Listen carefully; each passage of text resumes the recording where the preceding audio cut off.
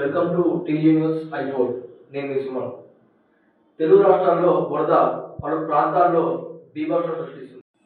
కుంభవృష్టిగా కురిసిన వానలతో వాగులు వంకలు పొంగి పొరలాయి. పలు గ్రామాలు కాలనీలని ముంచివేశాయి. దీంతో ఏపీలో 17 మంది, తెలంగాణలో 9 మంది మృత్యువాత పడ్డారు. గోదావరి నది తెలంగాణలో బీభత్సం సృష్టిస్తే కృష్ణా నది విజయవాడను భయపట్టించేసింది. ఏపీ తెలంగాణలో రాకపోకలు అనేక గంటల పాటు ఆగిపోయాయి. హైదరాబాద్ విజయవాడ మధ్య రాకపోకల్ని ఇప్పుడిప్పుడే పునరుద్ధరిస్తున్నారు. దక్షిణ మధ్య రైల్వే 432 రైళ్లను పూర్తిగా రద్దు చేశారు. మరో 140 రైళ్లను దారి మళ్లించారు. చూడండి ప్రస్తుతం ఆంధ్రప్రదేశ్ రాజధాని అమరావతి పరిస్థితి. ఈ స్థాయిలో అమరావతి వరద గుప్పిట్లో చిక్కింది. విజయవాడ కూడా పూర్తిగా వరదలో చిక్కుతుంది.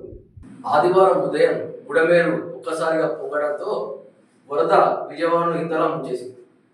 విజయవాడ ఒక సింగునగర్లోనే 30,000 కుటుంబాలు వరదలో మునిగాయి. 1,00,000 మందికి పైగా బాధితులుగా మారారు. వరదల కారణంగా నష్టపోయిన 2 తెలుగు రాష్ట్రాల ప్రజలను వెంటనే ప్రభుత్వాలు ఆదుకోవాలని మా టీజీ న్యూస్ ఐఫోర్ తరఫున మేము ప్రభుత్వాలని విజ్ఞప్తి చేస్తున్నాం.